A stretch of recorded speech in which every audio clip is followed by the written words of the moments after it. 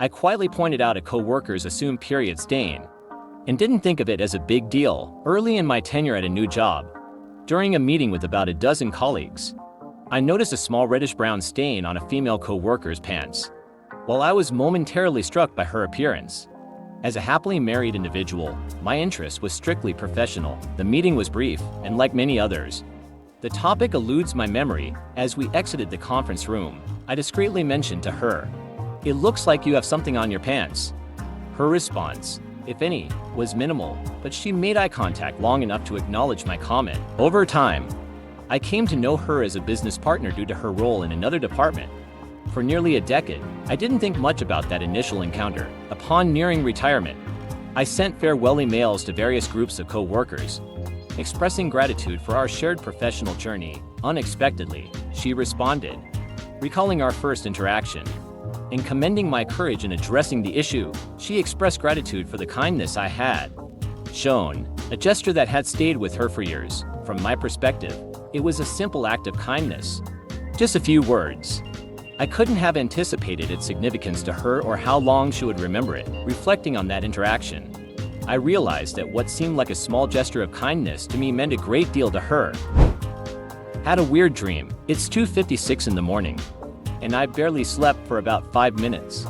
Suddenly, I find myself in a dream, but something feels off. As I drift deeper into the dream, everything around me fades to black. Then, out of nowhere, a voice whispers my name twice, softly, but with an unsettling intensity.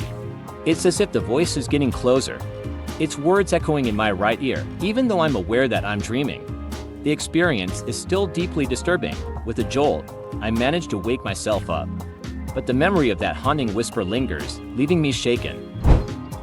Do not press the popcorn button. Spooky. It was a seemingly ordinary day, filled with work and routine tasks, when suddenly I received an unexpected call from an unknown number. Despite my initial hesitation, I answered, only to realize it was my best friend, Shelley. She invited me to watch a movie at 6 p.m., which struck me as unusual, especially given Shelley's reserved nature. Nevertheless, my love for movies led me to accept the invitation, despite the nagging feeling that something was amiss. As 6 p.m. approached, I found myself standing outside Greenstick Cinema, feeling disoriented and uneasy. When Shelley arrived and greeted me with a hug, I was taken aback. Hugs were not typical of her behavior inside the nearly deserted cinema. She offered me popcorn, and though I hesitated, I accepted, hoping to ease my nerves. However, as I pressed the popcorn button, reality seemed to blur. I woke up abruptly, finding myself holding the tickets to Greenstick, an empty popcorn box, and the solitary popcorn button. Confused and unnerved, I disposed of the button, hoping to put the strange episode behind me, but just when I thought I had moved on, another phone call interrupted my day. Emigration, or how to go crazy very quickly. I'm Russian. I do not support any actions by Russia. My father has worked for foreign news companies as an operator and video editor for years, even predating my birth, despite numerous close calls with Rest, particularly during times when rallies in Russia were essentially outlawed.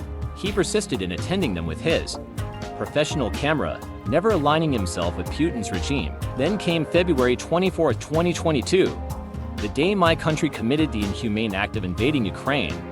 That was the tipping point for my father. He decided he couldn't stay in Russia any longer.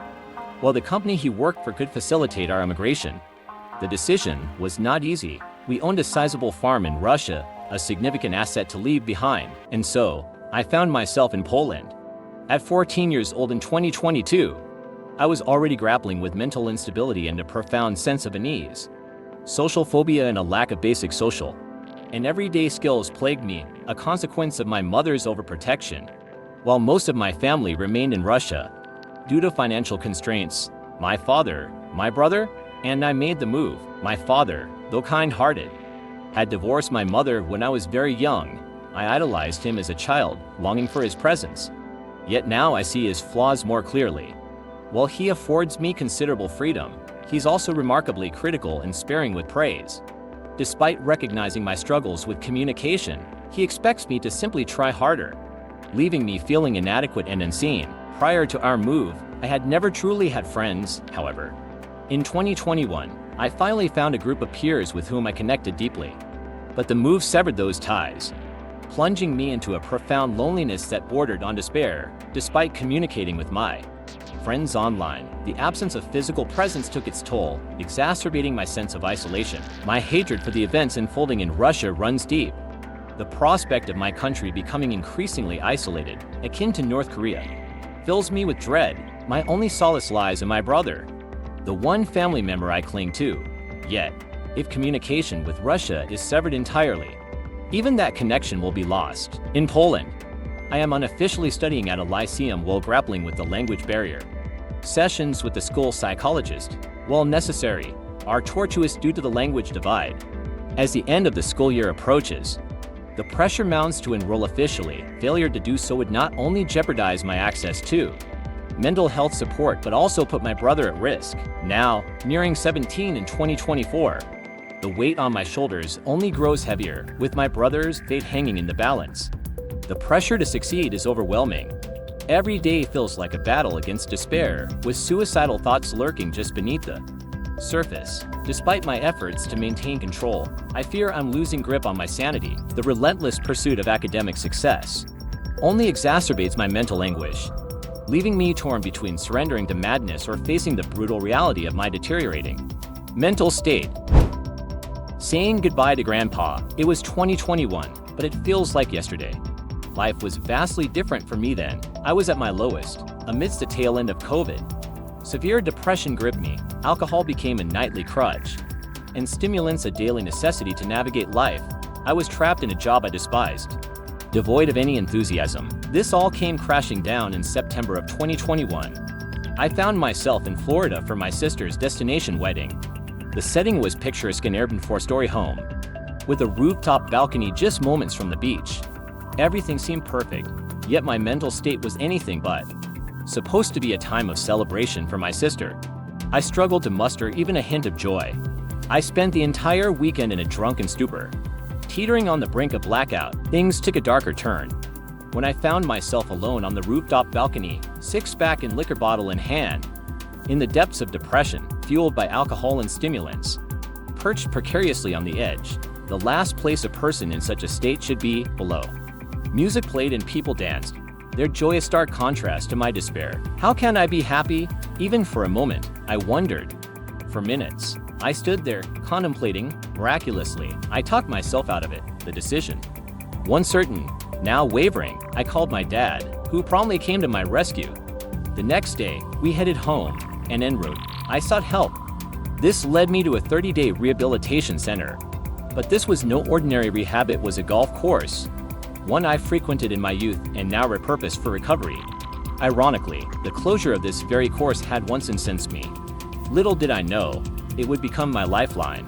About a week into rehab, I hit a wall. Enthusiasm waned.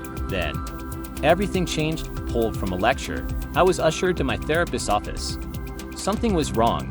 It became clear when I spoke to my dad, my grandpa. Growing up, my grandpa and I were inseparable. Golf was our shared passion. In that moment, amidst my own battle with depression, his passing struck a chord, depressed but on the mend. I found myself on a golf course, a poignant reminder of our bond. Was this irony or divine intervention? After the news, I retreated to my room, then to the golf hole. With each swing, I heard his voice, "Keep your left arm straight. Let the club do the work." Afterward, I lay in the fairway, saying my final goodbye. Suddenly, a cacophony filled the airbirds. Thousands descended, surrounding me. It felt surreal, as if nature itself was bidding farewell. I sat in awe before they took flight, leaving me with a renewed sense of purpose. In life, we're blessed with few defining moments, and this was one of mine. Recharged in my pursuit of sobriety, I began to see things differently. I believe my grandpa was saying goodbye and guiding me on this path. Almost 2.5 years later, I remained sober. I left my old job and found one I love, working in golf. Opportunities once dreamed of now materialize, and every aspect of my life has flourished. Thank you, Grandpa, for lighting the way. When I hit my first hole-in-one, I'll raise a Coca-Cola to you. This darkness light, I woke up screaming on the operating table. "Doctor." The nurse yelled as I gasped for air, struggling to lift my face out of my patient's gaping wound. He was still alive, barely. And so was I, but I wasn't the same, not after what I'd seen. Not after where I'd been. Holy crap. Vaguely, I was aware of chaos around me. Someone pulling my arms. Instructions being given. Medical staff running this way and that. Yet in my mind there lingered, like the scent of a fruit already consumed, the beauty of that place. If place is even what it was. "Doctor, are you okay?" the nurse asked, wiping blood off my face. "You were there and suddenly you just dropped." Lost consciousness. I need to go back there, I thought. "The patient," I said. "Stable." I was in a wheelchair, being wheeled out of the operating room and down a hospital hallway. How long was I out for? Not long. Maybe a few seconds, Impossible. I had lived inside there. Lived and died, and lived and died, needless to say. I couldn't be a doctor after that. The optics are wrong, the directors told me. You understand, it wasn't a question. And, yes, I did.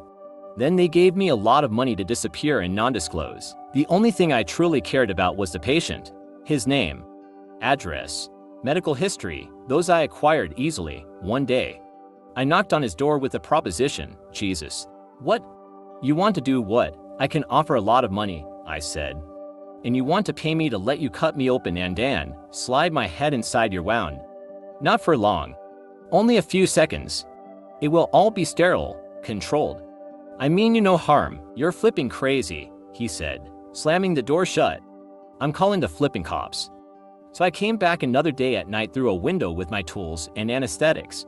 His music masked me. He barely felt a thing. We only, for a moment, met each other's conscious eyes, his terrified, mine longing for return.